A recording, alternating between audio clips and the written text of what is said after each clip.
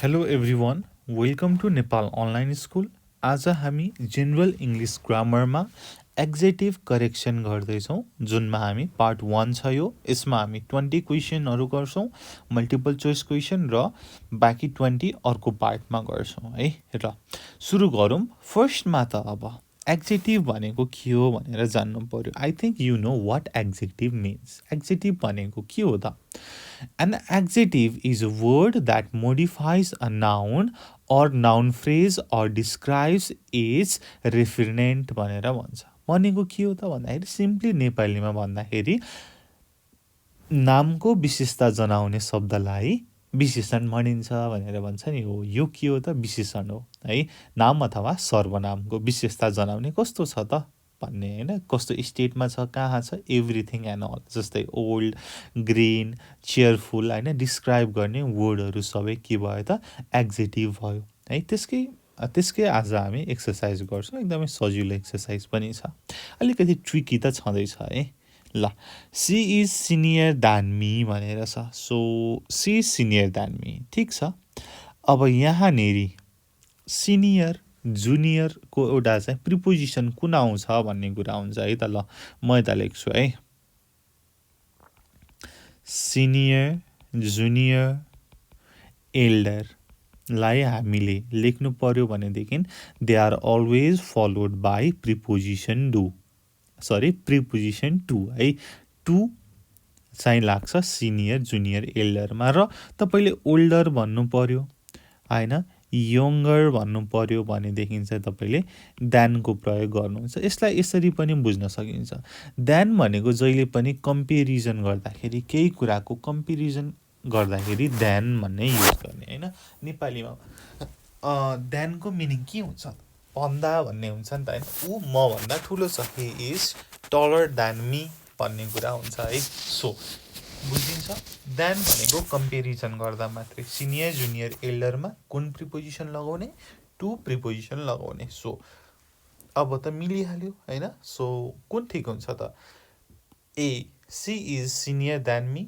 Incorrect C is senior to me is correct र than हुने नै भएन हैन देन भनेको त एडभर्ब भयो हैन टाइम जनाउने वर्ड भयो so this is incorrect 2 Hee is junior then me ठीक छ जुनियर देन मी भन्दाखेरि कम्पेरिजन गरेको हुँदैन उ म भन्दा जुनियर छ सानो छ सिम्पली त्यति मात्रै भनेको हो हैन भन्दाखेरि कम्पेरिजन गरेको हुँदैन he is junior to me भन्ने कुरा हुन्छ है माथि यहाँनेरि जुनियरको कुरा पनि मैले गरे he is junior to me similarly next 3 के छ त he is senior to her भनेर छ he is senior to her he is senior to her हो माथि के भनेको छु त सिनियर त्यस्तै गरी जुनियर एल्डर सँग कुन प्रिपोजिसन आउँछ टु प्रिपोजिसन आउँछ भनेर भनेको छु यो ठीक छ भनेपछि यो स्टेटमेन्ट करेक्ट छ that means option number C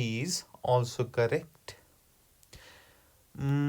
this is preferable than that भनेर छ this is preferable than that हो प्रिफरेबल लाई पनि केही कुरा प्रिफर गर्नुहुन्छ भन्दाखेरि ओके टी अर कफी भन्दाखेरि म टी चाहिँ बढी प्रिफर गर्छु भनेर भनौं न हैन कफी भन्दा टी बढी प्रिफर गर्छु भन्दाखेरि टु भनेर लगाउनुहुन्छ यदि तपाई क्लास 10 पढ्नु भएको छ भने क्लास 10 को बुकमा पनि छ है यो सेक्सन प्रिफर भन्ने कुरा सो यहाँ नेरी कुन ठीक हुन्छ त टु लगाउने This is preferable to that.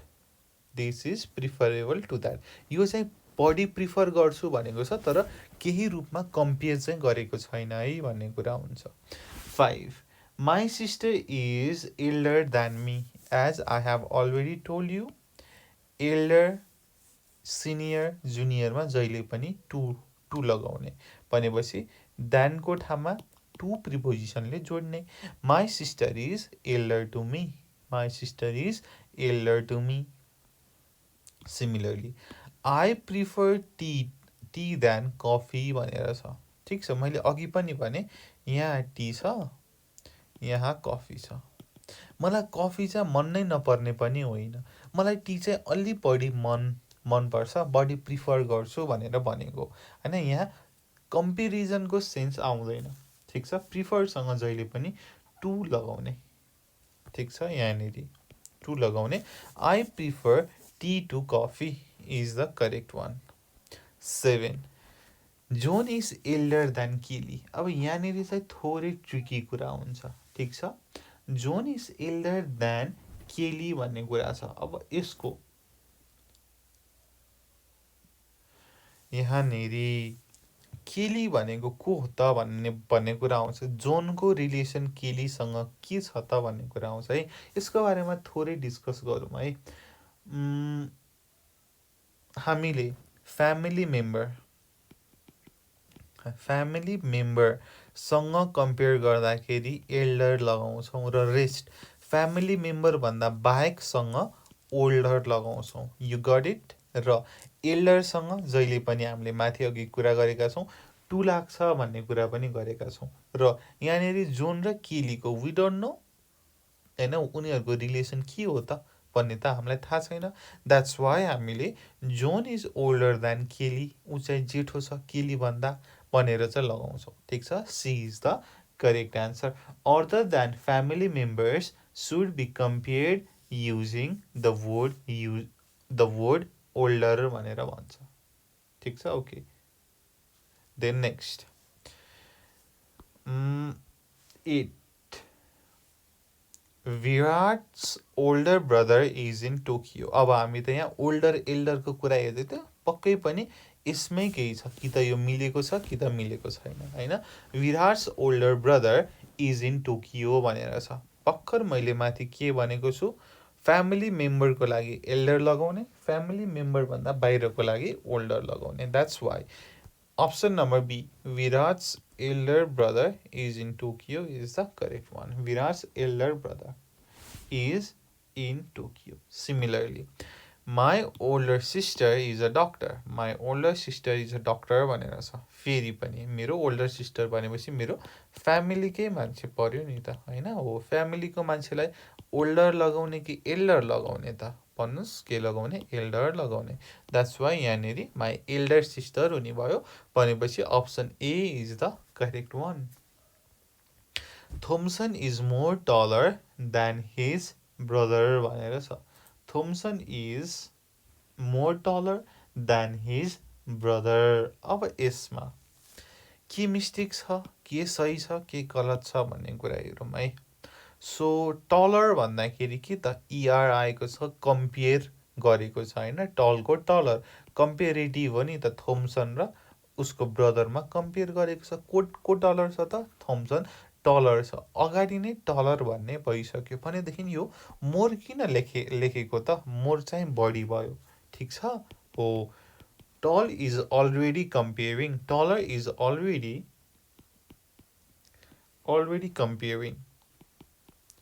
comparing, so your more is not required,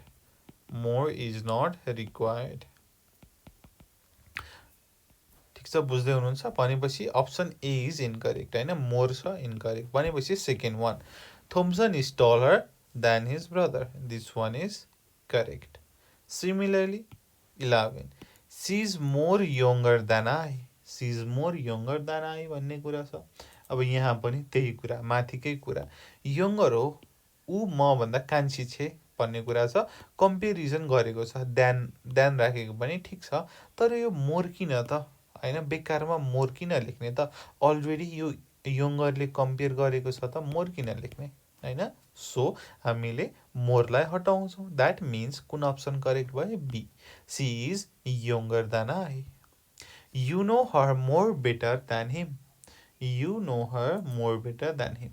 अब यसलाई पनि सेम थिङ है, गुडको कम्पेरेटिभ फर्म बेटर हुन्छ है। गुडको कम्पेरेटिभ फर्म बेटर र बेस्ट चाहिँ सुपरलेटिभ फर्म हुन्छ। सो अब तिमीलाई राम्रोसँग थाहा छ भन्ने कुरा त होइन, you know her better than हिम, उसलाई चाहिँ बढी चिन्छौ भन्ने कुरा छ होइन, कम्पेयर गरेको छ भनेपछि मोर यहाँ फेरि रिडन्डेन्ट भयो, धेरै आयो, चाहिएन।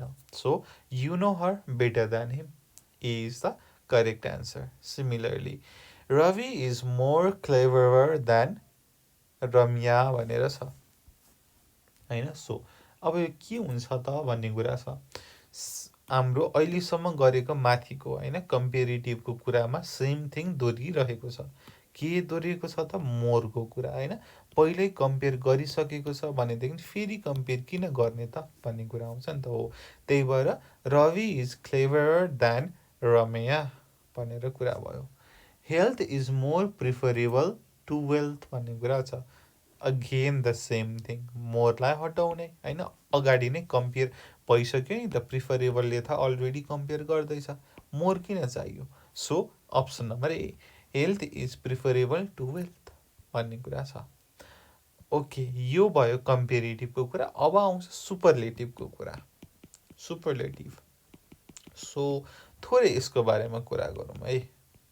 कम्पेरिटिभ र सुपरलेटिभ। कम्पेरिटिभ भनेको दुईवटा कुरामा चाहिँ कम्पेयर गर्ने र सुपरलेटिभ भनेको चाहिँ सबैमा कम्पेयर गरेर वान अफ द बेस्ट छान्ने हैन। बेस्ट चाहिँ गुडको भयो अथवा हाई छ भने हाइएस्ट छान्ने हो। सुपरलेटिभ भनेको चाहिँ सुपेरियर फर्म अफ कम्पेरिजन हो। हाइएस्ट डिग्री हो कम्पेरिजनको। ठिक छ हाइएस्ट डिग्री अफ कम्पेरिजन हो। सबैभन्दा ठुलो सबैभन्दा राम्रो सबैभन्दा अग्लो भन्ने चाहिँ सुपरलेटिभ भयो। तर कम्पेरिटिभ भनेको दुईटामा तिनटामा मात्रै कम्पेयर गर्ने हैन। एउटा लिमिटेड एमाउन्टमा कम्पेयर गर्ने के भयो सुपरलेटिभ भयो। तर सरी कम्पेरिटिभ भयो तर सबैमा वान अफ द बेस्ट छान्ने के भयो सुपरलेटिभ भयो। ल यस्तै गरी Mount Everest is the most highest pick in the world भनेर छ। हो त नि हैन।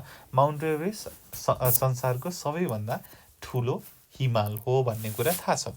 यो केले भन्छ त हाइएस्ट पिकले भन्छ। केले भन्छ त हाइएस्ट पिकले भन्छ। सो यो हाइएस्ट पिक छ अगाडि किन मस्ट राख्ने त। हाइएस्टले नै सबैभन्दा हाइएस्ट डिग्री देखाइसक्यो सबैभन्दा ठुलो हो भनेर भनिसक्यो। माथिको यो मोर जस्तै यो मस्ट पनि यहाँ बढी आयो है। So Mount Everest is the highest pick in the world is the correct answer. This is the most best book in the subject है। बेस्ट भनेको गुडको सुपरलेटिभ सबैभन्दा राम्रो। यो सबैभन्दा नै राम्रो क्या बुझ्नुभयो नि। एकदमै हाइएस्ट फर्म अफ कम्पेरिजन भयो हो। सो कुन ठिक भयो ए। This is the best book on the subject. He is the most unkindest person of all भनेर छ। काइन्डको के हुन्छ त भन्दाखेरि हैन काइन्डको काइन्डेस्ट भयो र अनकाइन्डको अनकाइन्डेस्ट भयो। सो यहाँनिर फेरि मस्ट हैन धेरै आएको छ यसलाई हटाउनु पर्यो। Option A is the correct one. Similarly 18 she is both kind generous and wise. She is both kind generous and wise भनेर छ। अब यसमा थोरै यहाँनिर गडबडी भयो। बोथ काइन्ड एन्ड जेनरस भनेर भनेको भयो हुन्थ्यो अथवा बोथ काइन्ड एन्ड वाइज भनेर भनेको भयो हुन्थ्यो। तर यहाँ त तिनवटा कुरा छ र बोथ भनेर भनेको छ। बोथले त दुईवटा कुरालाई मात्रै जनाउँछ दुवै भनेर। तर यहाँ त तिनवटा छ र अप्सनमा हेरौँ कुन ठिक हुन्छ त। यो ठिक छैन र यो ठिक हुन्छ। बोथलाई हटाइन्छ किन भन्दाखेरि बोथ भनेको दुईवटा कुरालाई मात्रै। यहाँनिर कि त जेनरस नभएको भए she is kind she is both kind and wise हुन्थ्यो अथवा वाइज नभएको भए she is both kind and generous हुन्थ्यो। तर यहाँ त तिनवटा छ भनेपछि बोथले त केही काम दिने भएन। She is kind generous and wise हो। यसरी गर्न सकियो। So 19 Sindhu is greater than any badminton player in the world भनेर छ। सो अब यहाँनिर थोरै कुरा हेरौँ है। अब के कुरा भन्दाखेरि देन इन इन्डिया भनेर छ होइन। Sindhu is greater than any badminton player in India.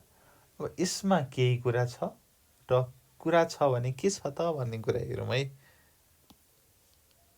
यहाँनिर थोरै अप्सन हेरौँ। Sindhu is greater than any other badminton player in India भनेर भनेको छ। एनी अदर भनेको अरू भन्दा भन्ने कुरा छ होइन। Then any other player in India भयो भनेदेखि सबैभन्दा ऊ चाहिँ ग्रेट छ है भन्ने कुरा हुन्छ। र एनी ब्याडमिन्टन भन्यो भने चाहिँ इन्डिभिजुअलबाट ग्रेट छ है भन्ने कुरा हुन्छ हो। र ग्रेटर भन्ने छ। So Sindhu is greater than any other badminton player in India हो। यहाँनिर हुन त सुपरलेटिभकै छ, तर यहाँनिर देन एनी अदर भएर चाहिँ यहाँनिर हामीले कम्पेरेटिभ फर्म युज गरेका छौँ। Similarly Kolkata is bigger than any city in India भनेर भनेको छ। त्योभन्दा Kolkata is bigger than any other city in India भन्नुको मतलब के हो त भन्दाखेरि Kolkata is the biggest city भनेर भनेको त हो। अरूभन्दा भनेर अरूसँग चाहिँ कम्पेयर गर्नु पर्यो हो। द्याट्स वाइ एनी अदर राखेको हो। यो पनि हुन त सुपरलेटिभ नै हो होइन। तपाईँले यहाँनिर बिगर लेख्नुभयो कम्पेरिटिभ र एनी अदर लेख्नुभयो भने यो सुपरलेटिभ नै हुन्छ। अथवा Kolkata is the biggest city of India लेख्नुभएको भए पनि ठिक हुन्थ्यो, अथवा Kolkata is bigger than any other city in India भनेको पनि एकदमै एब्सोल्युटली करेक्ट छ है। यो भिडियो भयो हाम्रो र एकदमै छोटो भिडियो, एकदमै सिम्पल, एकदमै सरल होइन, केही पनि समस्या नहुने टाइपको भिडियो छ। र अब यसमा केही नबुझ्नु भएको छ भनेदेखि you can comment down or call us at 9861397423. Thank you so much for watching. Until next time, goodbye. Keep learning. Jai Chandra Surya. Peace.